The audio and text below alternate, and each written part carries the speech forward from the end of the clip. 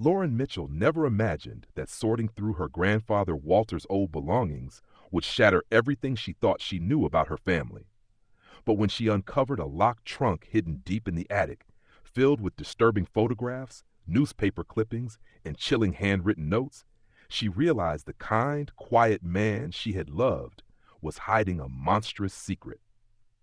Lauren Mitchell never expected to uncover a dark family secret when she began organizing her late grandfather's belongings.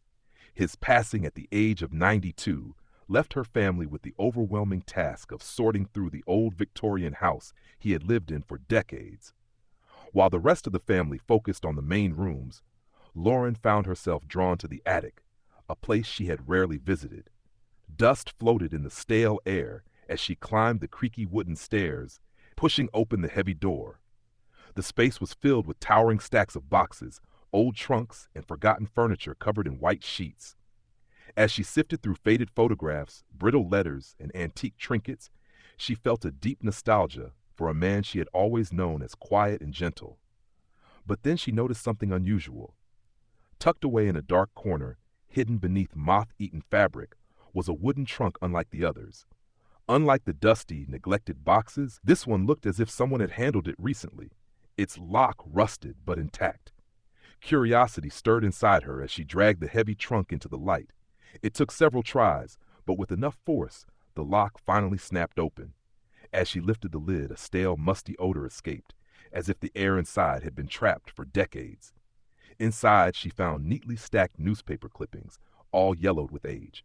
At first glance, they seemed random, articles detailing missing persons cases from the 1950s and 1960s.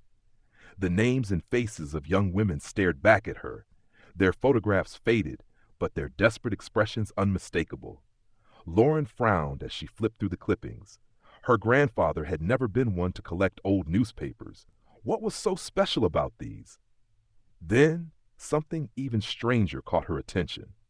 Each article had small handwritten notes scribbled in the margins, dates circled in red ink, locations underlined with precision. A chill ran down her spine as she realized the notes weren't just general observations. They were details that weren't mentioned in the reports.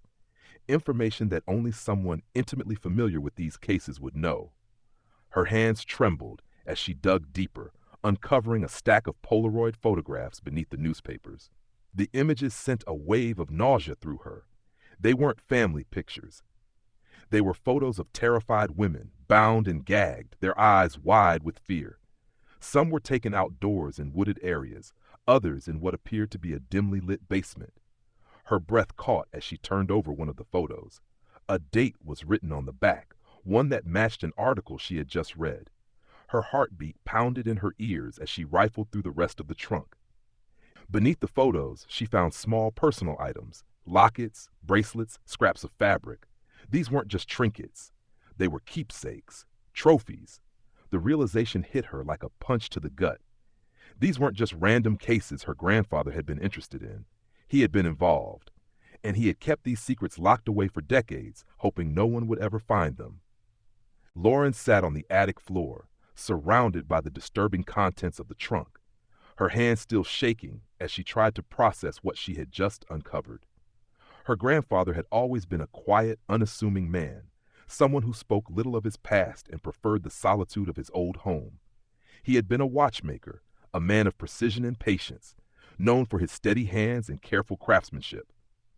But now, Lauren couldn't shake the feeling that those same hands had been responsible for something far more sinister. She carefully gathered the photographs, newspaper clippings, and trinkets, placing them back into the trunk as though trying to undo the horror she had just unleashed. Maybe there was an explanation, something innocent she hadn't considered. But deep down, she knew better. The way the dates and locations matched too perfectly, the way the women's faces reflected pure terror. It was too much to be a coincidence. Determined to understand the truth, she spent the next several days researching the names from the clippings. She searched online archives, looking for anything that would help her connect the pieces.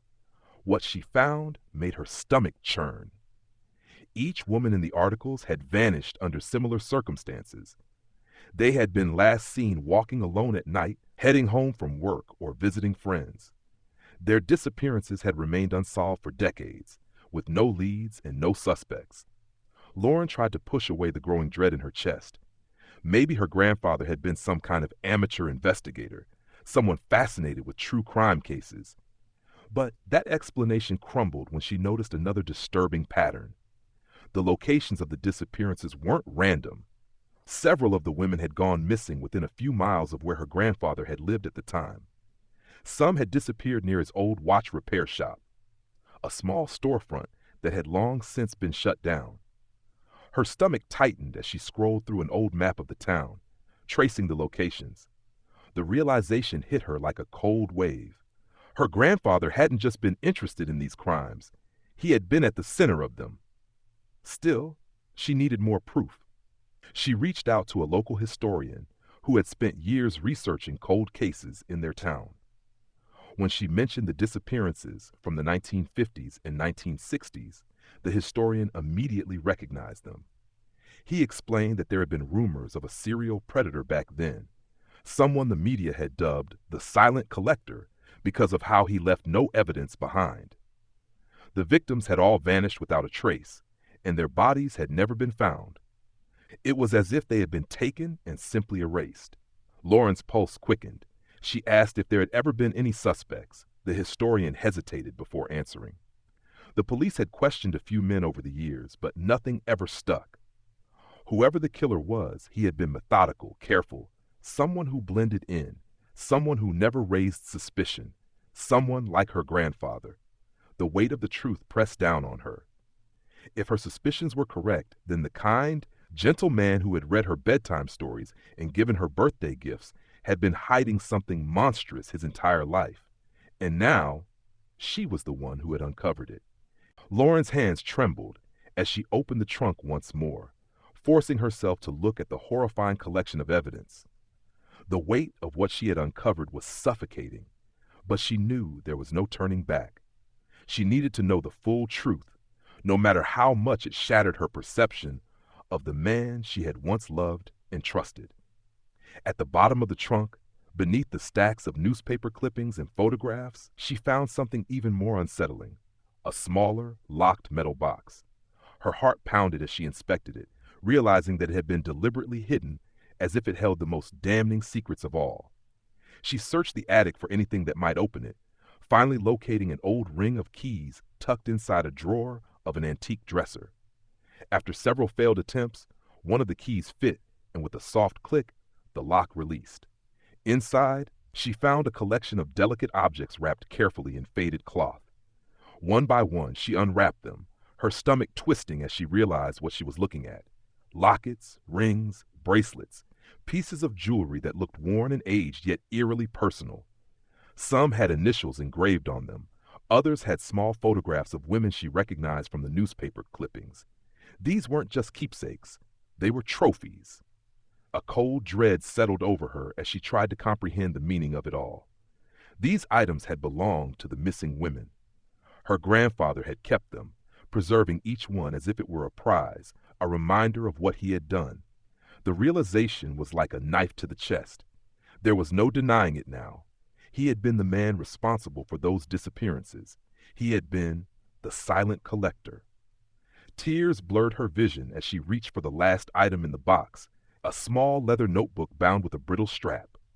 She hesitated before opening it, knowing that whatever was inside would only confirm her worst fears. The pages were filled with neat, precise handwriting, her grandfather's unmistakable script. What she read made her skin crawl. Each entry was dated, corresponding with the disappearances she had read about in the articles. Some pages contained nothing more than a name and a date, while others held chilling details, descriptions of the women, how he had chosen them, how he had watched them before taking them. He had written about their final moments, about how they had pleaded, about how he had silenced them. It was meticulous, methodical, the words of a man who had no remorse. Lauren's breath came in short, shallow gasps as she closed the notebook, her fingers digging into its worn cover. This wasn't just a suspicion anymore. It was the truth, written in his own hand. Her grandfather had been a monster, hiding in plain sight for decades. And now she was the only one who knew. A wave of nausea hit her as she realized the weight of what she had uncovered. She had to go to the police. But as she sat there, surrounded by the remnants of her grandfather's horrifying past, she couldn't shake the feeling that the nightmare was only just beginning. The days following Lauren's discovery were a blur. She could hardly sleep, haunted by the images of the terrified women and the cold, meticulous notes her grandfather had written about them.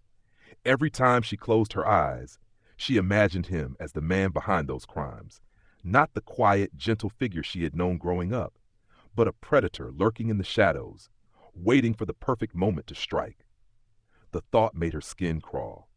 But there was something else that gnawed at her, something that made the horror even worse. If her grandfather had been the silent collector, had anyone else known? Had her family been completely oblivious? Or had someone, her grandmother perhaps, suspected the truth? Lauren searched through old family records, determined to find anything that might reveal what her grandmother had known. Digging through dusty boxes of letters and journals, she finally came across something, a small leather diary, its pages worn and brittle with age. The entries were written in elegant cursive, the ink faded but still legible. As she read through them, her heart pounded. Her grandmother had known something. The early entries were ordinary, descriptions of daily life, mentions of her children, and affectionate notes about her husband. But as the years progressed, the tone changed. There were mentions of his late nights, of him leaving without explanation, of her finding scratches on his arms and mud on his shoes. One entry, dated 1958, sent a chill through Lauren's spine. I found a scarf in his car today. It wasn't mine. It smelled like perfume, a scent I don't wear. When I asked him about it, he barely looked at me before saying it must have belonged to a customer. But why would a customer leave a scarf in his car? And why did his hands shake when he said it? Another entry, written a year later, was even more disturbing. There was a story in the paper about another missing girl. She worked at the diner down the street. I swear I saw him watching her once. I tell myself it's just my imagination, but I can't shake the feeling that something isn't right. I don't know what to do. If I'm wrong, I'm betraying my husband.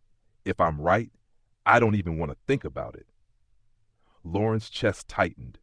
Her grandmother had been trapped in a nightmare, unsure of whether to believe the worst about the man she had married, and yet she had never told anyone. Had it been fear, denial, or had she known the truth all along but chosen to live with it?